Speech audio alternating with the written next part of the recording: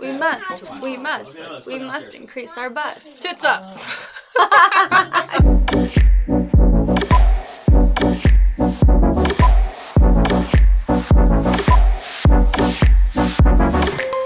Hello, friends, and welcome to Tori Talks TV. I'm Tori.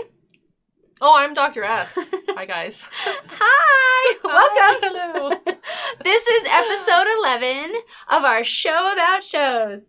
Welcome, everybody. Thanks for joining us. Okay, let's start off this fun episode with our TV tidbits. Ready to go? I am. Okay, I'll start. Okay. Thank you. All right, so my TV tidbit is about Carrie and Inaba. Oh. She will be replacing Julie Chen on The Talk. Did you hear about this, Dr. I S? did not. You didn't? I usually just wait for you to tell me what's happening. Here I am. There The time has come for me to tell you. So, Carrie and Inaba has been a judge on Dancing with the Stars since the very beginning. Mm-hmm. So I'm a little concerned that she might not be a judge on Dancing with the Stars anymore because that's on ABC. Oh. The Talk is on CBS. So will she be coming back? Because I can't imagine Dancing with the Stars without Carrie and Inaba. I predict they will let her be on both shows. Oh, thank you. It's just You just made me feel so much better. It's totally... Oh my gosh. I'm really hoping that's true because I love her as a judge. But I'm very happy for her. You know what's so cute? When Julie Chen, she sent her little message, her video message saying, you know, thank you for everything. It's been a great ride. She even said to Carrie and Inaba, she's like, you look really good looking in that chair. Which I was like, oh, that must mean that she's in the running for it. So I actually think that's a good choice because, well, I mean, I've only ever really seen her on Dancing with the Stars, but like the feedback she gives, the advice that she gives is very good, and I feel like she can be, you know, she's not very like judgmental, and you know, she's open-minded. But does she give constructive feedback? Like, she yes, just say, okay, because I don't like. She's not the nice judge. Good. Okay, she's not the mean judge. Good. She's the neutral judge. Okay. So I think that's why she's perfect for a talk show, which I'm so excited to announce she'll be starting as a new host in January. Oh, very soon. Happy New Year to I know. you. I'm so excited. So yeah. I hope she stays on Dancing with the Stars too, though. Come on, man. Let it happen. All right. So let's hear your TV tidbit. Okay. So my tidbit is not really tidbitty. I just Fine. want to talk a little bit about the Golden Globe nominations. Yeah. Because, I mean, we talk about TV, and what's nominated is important to us. I agree. So, I second that. So, under the category of dramatic TV series, drama series, so last year, The Handmaid's Tale won. This year, we have nominated The Americans. Yay, Americans! I like that show. I love The Americans. We're going to talk Very about good. that in We future will. episodes. We will. You stay tuned to that. For sure. The Bodyguard, which is a Netflix show, which I'm not familiar with. You know, I'm not really, but what I'm excited about is that Richard Madden's in it. And can I just remind you that Richard Madden is Robb Stark. Oh, well. Game of Thrones. That makes it worth a watch, if you know what I mean. Oh my gosh, I'll watch it just for that. It takes place in London, and you know, they have the British accents, and I'm a sucker for the British accents. You sure are. I'm okay with it. So, okay, that's a good one. Okay, What's so the next one? Also nominated Homecoming on Amazon Prime, which is Julie Roberts. Yeah, I've heard good things about it. Yeah, and I'm a fan of Julie Roberts. She too. was like formative to my identity as a child. You know, Really? Pretty Woman. That's profound. Over the knee boots. Oh. So I would watch anything with Julie Roberts. Style icon. Yes. Yeah. Okay, what else? Killing Eve, which is BBC America, Sandra Oh. From Grey's Anatomy, Yes. Sandra Oh. I love her. Definitely. So we know that will be I good. haven't watched yet. It's a thriller, I hear. So we I have like some thrillers. time. We have some time. We have until January to watch all these shows. Okay. Start now. Okay. And then Pose on FX. Okay, so what I've heard about Pose is it stars Evan Peters. He's in American Horror Story. Well, he's in almost every season. Actually, I think he's in every season. FX must like him. I mean, he's amazing to play all those different characters. As you know, American Horror Story has different seasons, different settings, different people, right? So he plays different characters. But it does take place in like 1987 New York, like the whole like style. You'll see that like the poster is like somebody posing, like a magazine cover. Hence the title Pose. So I'm kind of excited to see that. That might be kind of interesting. Yes. But I will tell you, I was kind of disappointed with these nominations for the drama. Because of the snubs? Let's talk about the snubs, Dr. S. Quote-unquote snubs. All right. What do you think was missing from this list? So, a couple of our favorite shows. Yeah. The Handmaid's Tale, which... Where are you, Handmaid's Tale? Which won last year. Right. For season 1. But this last season, a lot happened. And, like, the birth scene alone, man. Let's just give it to her, the birth scene. I had to go right to there because I was like, I almost peed in my pants. That was intense. Like, all alone in this house. Anyway, I feel like you wronged Handmaid's Tale. Yes. Especially Elizabeth Moss, who, you know, I'm not the biggest fan of. But she did great in that scene. Yes. And then also This Is Us. Oh my gosh, they weren't nominated. No. That's right. No. How could they do that to my sweet Kevin? Yes. But just remember, this is the Hollywood Foreign Press. Oh. And they're all about recognizing the newness. Okay. Yes. So okay. That's okay. Fair. That's fair. And really, like, snub. I don't know. I've always been like, oh, what's a snub, really? Like, this is an award, people. I guess I'm just more disappointed. Yes. But you know what it does? It makes us want to watch these shows. I do. That are nominated. Challenge on. Yeah. Let's do it. Game on. Okay, wait. Let's talk about the comedies. Oh, the comedies. Okay, good. I'm glad you have those. Okay. So Barry. Oh my gosh. So Bill Hader is on there. Bill Hader, yes. He plays a hitman, I believe. Ooh. So, but it's like, it's a comedy about a hitman with Bill Hader. And he won an Emmy last year for this, or this year. Okay. So, obviously it's pretty good. Okay, so that's exciting. Oh, one of your favorites. What? And once worth a watch, The Good Place. Oh my God. Which I watched now because of you. Yay! I'm so excited. But, you know, I heard there was a snub with The Good Place. Ted Danson did not get nominated. And I just want to bring up an actress that's in it. Do you know Janet? Yes, she's Janet. So good. Darcy Carden. She didn't get nominated. That girl deserves an Emmy and a Golden Globe. She's so good, and she only gets better. Can I ask you something, though? Because snub. The whole concept of a snub, I'm like, so who would you remove? I don't know. Like, are you saying the other people? I just can't. I've never really been into the whole concept of the snub, because that means you need to remove other people. Like, you're going to say, like, take you out. You know, you're right, but I think she's worth a mention. I really think you should put her on your radar, Hollywood Foreign Press, because that girl's good. Keep her on the radar. Yeah. Yes. What else was nominated? Okay. I'm so happy, by the way. Yay. Good Place. Go, Good Place. I like it. Okay, yeah. Kidding. Oh, yeah. Kidding. Oh, it stars Jim Carrey. So I guess he was like a former like child television star. Oh. And he's like struggling to like gain his, I don't know, sanity or something in this world. Okay. Aftermath. I compare it to Blue's Clues, Steve. And now it's like post all that like hype. And he's like trying to figure himself out. I'm thinking. I haven't actually seen it, but if it's Jim Carrey, I'll watch it. I feel like we should watch it just to find out if you're right. We're gonna have to now. Okay. Okay, what else? The Kaminsky Method. Oh, okay. So this stars Michael Douglas and Alan Arkin, who are super cute. I love them. Yeah. But I think the Kaminsky Method is, so he used to be like a really big actor, but then now he's teaching acting, and his studio or his acting class is called the Kaminsky Method. Okay. It's a method of acting of sorts. I'm okay with that. I would watch that. I would watch that too. Okay. And then The Marvelous Mrs. Maisel. Yay! Which, by the way, we just did a separate video for us, so please watch that. We did a review of Season 2, Episodes 1 and 2. I'm so happy that they got the nomination for that. They deserve it. It's I agree. Fun show to watch. Yes. And it's enlightening. Opened your eyes to a whole other world. Totally, because it's not just funny, but it has a message. Yes, every episode does. It does. Yeah. Oh, that's so cool. Yeah. That's your teeny tidbit? Wait, I'm not done. Yes, I'm glad you're not done. So, the actual tidbit is that they announced, the Hollywood Foreign Press Association announced they're going to be having a new award for the first time. They haven't named it yet, but it is for special achievement in TV. So, you know, they have the Cecil B. You're joking. No, this is real. This is true. They have the Cecil B. DeMille Award for Achievement in Film, but for the first time ever, they're going to have Special Achievement in TV. They haven't named it yet. So who are they going to name it after? I don't know. What do you think? I don't know. You know, so 2 questions I have are, who are they going to name it after? And who will they give it to? Oh my gosh. Wait, should they just make it the one and the same? Oh, wait, like they would name it after them and they'd give it to them? The first recipient becomes the namesake. I don't know. Who do you think it should be named after? I think there are possibilities. They should comment with who they think the award should be named after. Yes, that's a good idea. In TV achievement? And if you are correct, we say yay. And we give you a shout out. Yes. Shout out and stuff like that. Ooh, I would like to hear that. Yeah. That's so cool. I can't even think. There's so many people running through my mind right now. I know. That's so cool. I didn't know that. Yeah. Thanks, Dr. S. You're welcome. So cool. All right, let's move on. Okay. To another segment of ours called Worth a Watch. Dr. S, I don't have a Worth a Watch this episode, but I'm excited to hear yours. So tell me. So my Worth a Watch is kind of a revisit to a few episodes ago. I had a Worth a Watch ?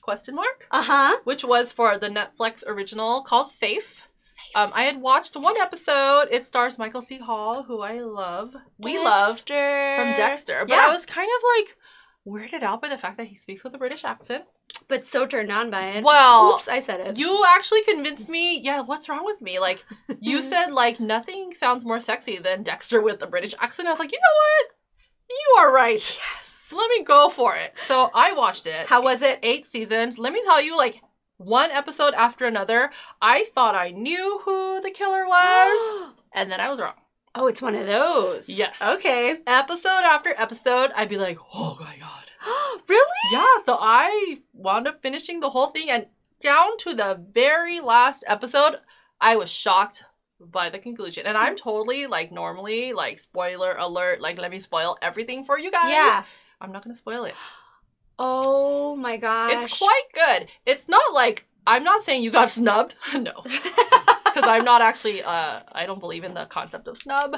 Right. But dang, it's worth a watch. But it's, wow. Because at the end, I was just like, whoa, did not see that coming. That's hard to do these days. Did not see that coming. Okay. And also, I really did buy onto Dexter with the British accent. You did? Yeah. Was it so hot? It's pretty hot.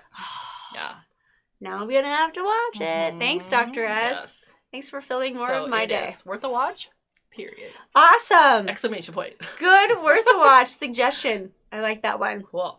Okay, well now, since I don't have a worth a watch, I'm going to move on to my next segment called Sour Gripe. Ooh. Haven't had a sour gripe in a while, but this one's a pickle. This is a big one. Okay, so my sour gripe is about the Dancing with the Stars finale. Do you know who won, Dr. S? The one you hated. I don't hate the one him. who was like, other people were getting eliminated because he's like... No, that's Grocery Store Joe. Yeah, I was going to say supermarket someone. That was so close and perfect. No, that's a good one though. Oh, that would have been the end of it for me if he won. That's what I thought. So after Grocery Store Joe would be Bobby Bones of the Bobby Bones Show in the morning, the #1 like country radio talk show in the nation. Okay, first of all, let me say it was down to 4 finalists. Alexis Wren, this like beautiful Instagram model, this actress who was in Harry Potter, Milo Manheim, Cameron Manheim's son. Oh my gosh, they were all great dancers. Bobby Bones, not such a great dancer, but very, very sweet and very like, he was just very happy to be there, but not a good dancer. Okay, the highest he ever got out of 10 was all 8s. Everybody else had perfect scores.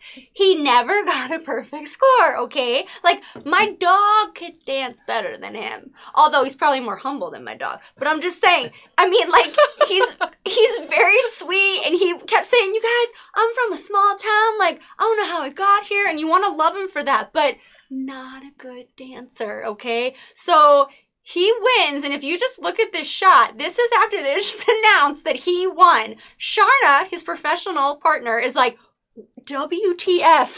What just happened? Her first win ever is with Bobby freaking Bones. Wow. And he even was like, wait, where am I? Like, what just happened? Because he shouldn't have won. Okay, and I think it's another classic case of don't hate the player, hate the game. Is it a voting thing? America votes? It is. America voted. Now, they do like, the judges' scores with Carrie and Inaba, new host of the talk. But that's only, like, a small percentage of it. America does vote. And I get it. He's lovable and he's cute. And he would, like, totally go rogue and, like, do his own little thing. He would, like, he flossed at the end of a dance routine, which, like, was not at all part of it. So, like, I get he was cute and lovable. But come on! It's called Dancing with the Stars for a reason. So I had a little bone to pick with the producers. And you know who else commented on it? Was Neil Patrick Harris. He was like, not cool, guys. Not cool. But I have to say, go ahead. You have a bone to pick with the producers. And Bobby Bones. No, I'm just kidding. Oh. No, he's fine. It's not his fault. But is it the producer's fault? You know, it's America's fault. I know. I didn't want to say it. Stop it. It's not a popularity contest. She said it was America's fault. I didn't say it. America, it's your fault. Can't be trusted. You can't be trusted unless you're like a dancer. And I have a small dancing background. Nothing at all like that. Just let the dancers vote.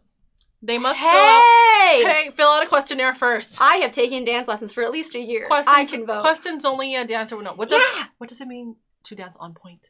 Oh. Actually, I know it's a block of wood. No, but can I just say, none of those four should have even won the whole thing. It should have been Juan Pablo Depache. It's a popularity contest, not a dance contest. So why isn't it called, like, you know, Popularity with the Stars? It's called Dancing with the Stars for a reason. So, America, you failed me. I mean, I'm happy for you, Bobby Bones, and I'm happy for his pro, Sharna Burgess, who's beautiful and a great dancer, but that's not right, man. Even, like, okay. Do we have time? You do. It's your show. Tori When talks. friggin' Juan Pablo Depache, when he was eliminated, the judges literally stood up. Carrie and Inaba was like, you're wrong. Oh. Like, was like, you guys got it so wrong. And then, look what happened. I can't talk about it anymore. I just can't. I'm done. That's my sour gripe. I'm prepared for such heartbreak when it comes to election results. Oh, I mean voting decisions. I mean results of shows.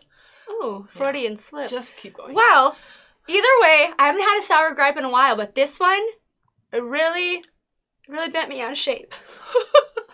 Let's sit up straight. So, like, I'm not exactly sure I'm going to be watching Dancing with the Stars anymore, is my point. Wow. America, get it right. Get it together. Or just get it close. Even just close to that would have been great. All right, okay. I think I can move on now. All right. This was very therapeutic. I appreciate that. Because I know, do you have a sour gripe? I don't. You don't. Okay. No. Then that's a perfect time to move on to our next segment, which is Humor Me. Oh, God. So, Dr. S, humor me a little bit. Okay. Okay, you got 60 seconds I got to 60 humor seconds. me. Is the time starting? Okay, let's get the 60 seconds on the clock. She gets to talk about whatever she wants, but I bet it's going to be Riverdale. It's going to be Riverdale. Okay, ready? I'm ready. So this episode of Riverdale was conveniently segmented for me into 4 segments. Oh, 3. So the first was Jughead and Archie. So what happened to them? Last time they left down the railroad tracks. So what happened to them is like they stopped at a farm. They found these girls who took them in, gave them food. Turns out that the whole town that they live in was all the men went to work for Veronica's dad, Hiram Lodge. So they're like working to build a prison where they like also sell drugs. Oh, good. I know. Oh, good. So they find that out. They like leave before Hiram Lodge finds them, Veronica's dad. And then second story is about Veronica, Hiram Lodge's daughter. Okay. So she has this like speakeasy type establishment underneath a diner. Okay. And it's kind of not making money. So she decides to like dabble in the underground a little bit. She has a casino night. Done? Oh, wow, no. I suck at this. Your time is up. I suck. No, you don't. You always do. No, you always get everything in before the 60 seconds. I thought You mean there's more? Oh, so much more. That was really good, though. Okay. It's okay. I'll do better next time. I was on the edge of my seat. I know. Okay, wait, now I am. A minute flies by. Yeah, that was really fast. Okay, you ready for my humor me? Yes. Okay, we're going to get 60 seconds on the clock to talk about Teen Mom OG. Here I go. Okay, so in this episode, Caitlin and Tyler, my favorite couple, they are separated at the moment for like a month. So I always say there's 2 sides to every story. So Caitlin suffers from depression and anxiety. It makes her have to go to treatment sometimes. She has to go away, like rehabilitation for like 2 months. Now Tyler, on the other hand, is basically like a single dad. He has to take care of their child while she's off in treatment. So yes, she can't help it, but he's also like, okay, this is taxing, okay? So the relationship's kind of suffering for it. So I don't know what's going to happen with them. And I'm really sad because I thought they were like the most stable of the couples. Okay, I have to mention Bristol Palin. She asked her son if he wants to stay in touch with her now ex-husband. Gives him the option to like, did you want to stay in touch with him? And he's like, I'm good. Okay, cool. Cheyenne, again, I'm sorry, Cheyenne, but I don't have much to say about you. You have a great relationship with your baby daddy. Good job for choosing your daughter first. Okay, and then I want to go on to Amber. This was the sweetest. So her 9-year-old daughter is self-conscious about her body and the hair on her legs. It was a super cute moment, bonding moment between her and her mom. Teach her how to shave her legs. Dang. I'm glad I got that in. That was the cutest moment Shave her ever. legs, though. At 9 years old. Ooh. I know. You never know when you're going to get hairy. You never know when that happens. Yeah. I wish anyway, my mom would teach me how to do that, though. That's more. See, she had two. She had her mom and her stepmom to help her. Okay, so that is exhausting. That was and intense. I know, and we missed a lot. But anyway, time to move on. Is everybody ready? This is our favorite segment, and it is called our Fab Five. Okay, so our Fab Five this week. Okay, it's kind of a play on our last week's Fab Five. Mm-hmm. So last week we did the Fab Five best TV parents. Now we're going to do the Fab Five worst TV parents. Okay, Dr. S, I'm going to go first here. Okay. Okay, you ready? My number 5 is Naomi and Warren Putnam. Who do you ask? That's from Handmaid's Tale. Do you remember that, what's her freaking name? Janine! Janine had the baby for off Warren. Okay, and then remember, like, the wife, Naomi, she was like, I just don't feel like I have a connection with Angela. Ooh. Remember she named her Angela? Yeah. Anyway, I think that they're terrible parents because... That's deep. Well, like, look at, like, the situation that child has to, like, grow up in, okay? And then, remember when the child gets sick and Naomi's like, I don't want Janine to be there. And even, like, what's her name? Serena Joy's, like, trying to convince her, like, let her have her, like, birth mom, like, to make her feel better. She's like, I don't want that. I know. You know what I mean? Yeah. So, those nasty little people made my number 5. The only reason they are only number 5 is because finally she did end up letting Janine, like, hold the baby. So Janine saved their lives. Well, she really did. When she sang the song. Oh, she so saved her child's life.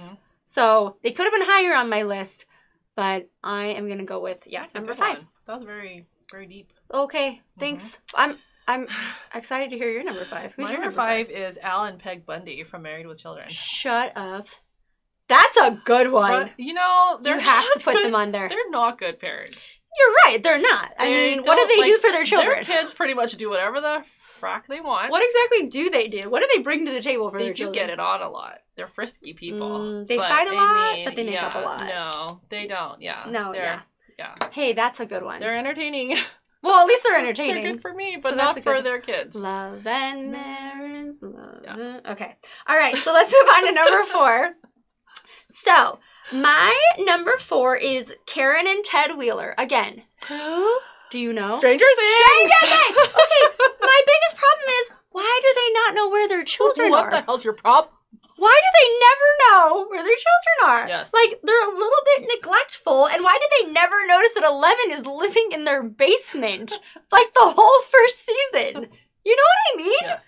Okay, so, I mean, I'm sure they're very sweet people, but, you gotta pay attention to your children. It's really number 1 if you want to be on the list of you're gonna have to make sure that they're okay. Know what they're up to. Yeah, exactly. Yeah. So for that reason alone, for not even knowing what your children are up to or where they are, you're number 4. Okay. What's your number 4? Okay, so Dawn and Betty Draper.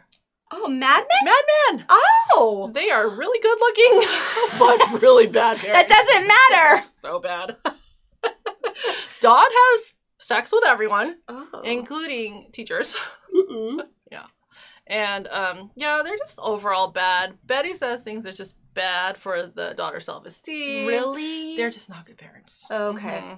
Yeah. So, I knew the Draper. I haven't seen Mad Men, but I do know the Draper reference, so. Yeah, they're not good. They're you good guys looking. suck. They're good looking, not good parents. Yeah, that's There's the world, a difference. The world that you want to live in, that 50s world. Yeah. That's probably more realistic. I do love the 50s lifestyle. Yes, yeah. I'm from the 50s. But if you really... I'm reincarnated. But if you really lived there, it'd be like that world. Oh, I wouldn't act like her, I promise. No. Okay.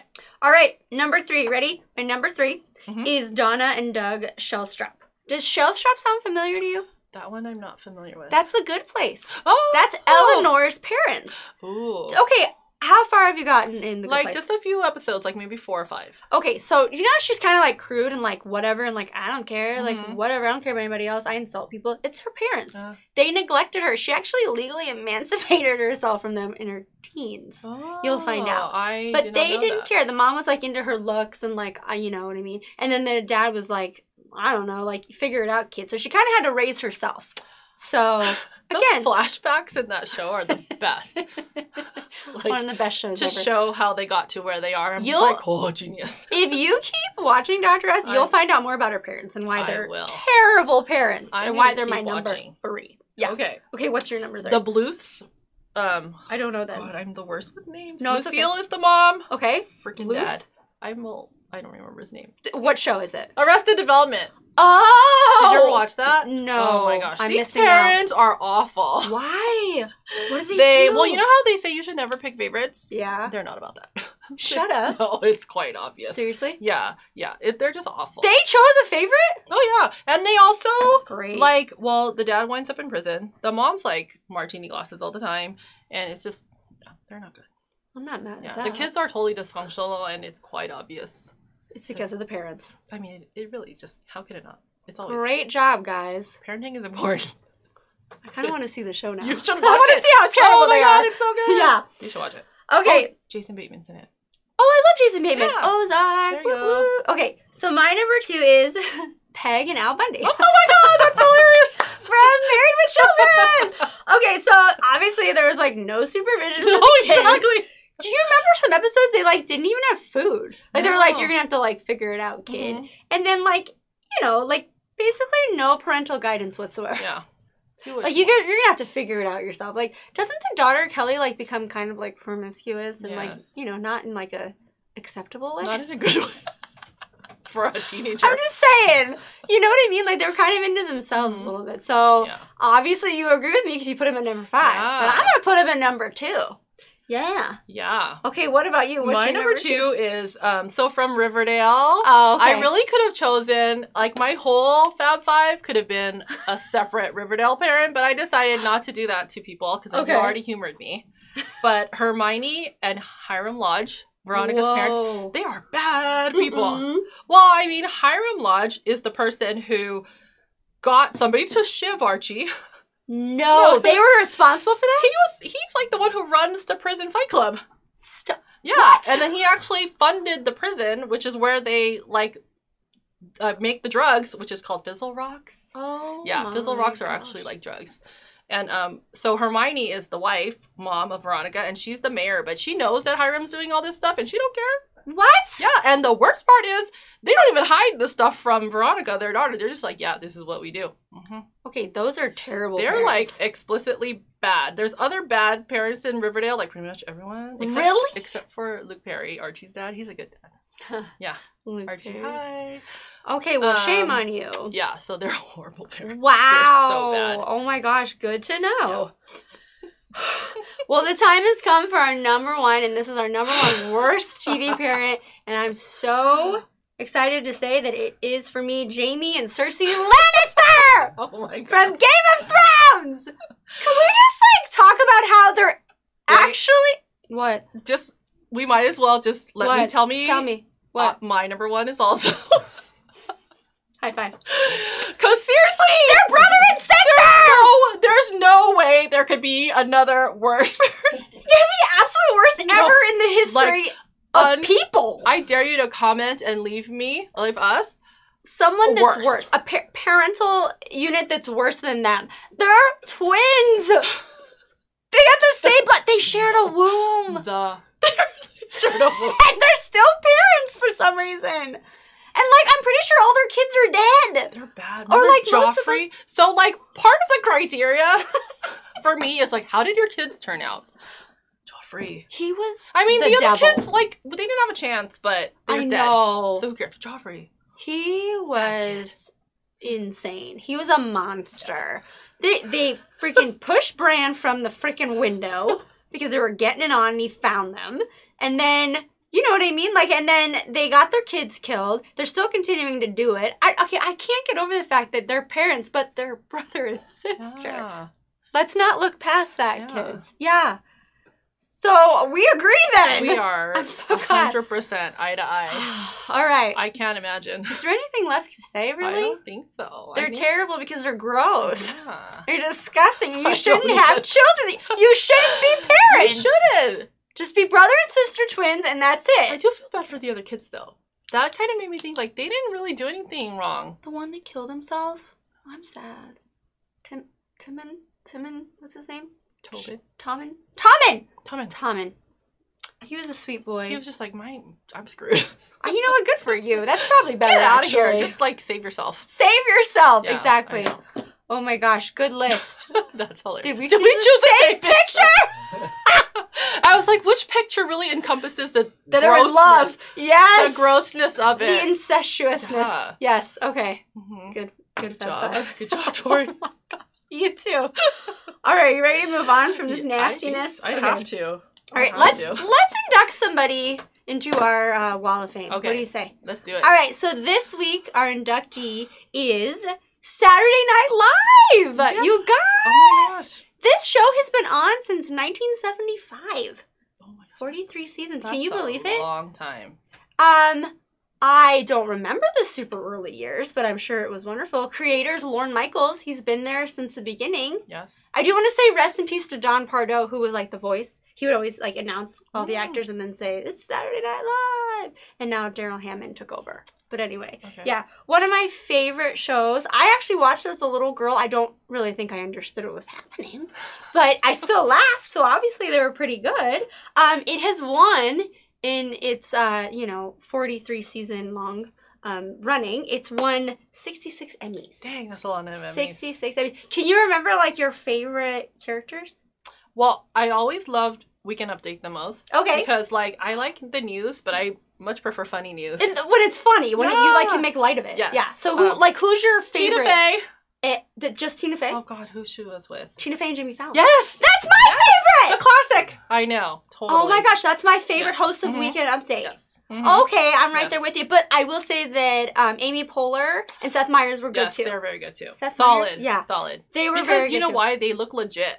Like, you could see them on, like, doing legit news. They took it seriously. They're really smart people. Yeah. But I do want to mention that one of the current hosts, Colin Jost, I have a huge crush on. Oh. And Michael Che, you're pretty easy on the eyes too. They're current hosts right now. Yes. So I just want to go over some of my favorite characters. Do it. Do you remember the church lady? Yes. Dana Carvey? Yes, Dana Carvey. Special. Do you remember? Yes, for sure. That was one of my favorites. Okay, and then I also have Rosanna Dana, Gilda Radner. Remember, she would, like, come on and talk about, like, picking her nose and, like, crude things, but you love her, and, you know, rest in peace, Gilda Radner. Okay, and then I have, okay, let's see if you can figure out from these names. Okay. Margaret Jo McCullough, played by Anna Gasteyer, and Terry Rialto, Molly Shannon.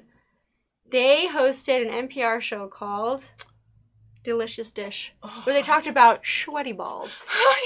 Alec Baldwin was the host, and his last name was Schwetty. And it was like a holiday thing. Perfect timing. And he's like, no one can resist my sweaty balls. She's like, I can't wait to taste your sweaty balls. That's one of my favorites. That gets me every time. They just replayed that on a special. Yeah. And then another one of my favorites is one of my favorite comedians of all time, Eddie Murphy. He played Buckwheat. Yes. Do you remember?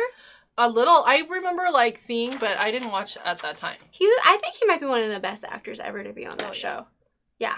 Anyway, stole my heart. And then my mom's favorite, which I also remember, is Nick the Lounge Singer, played by Bill Murray.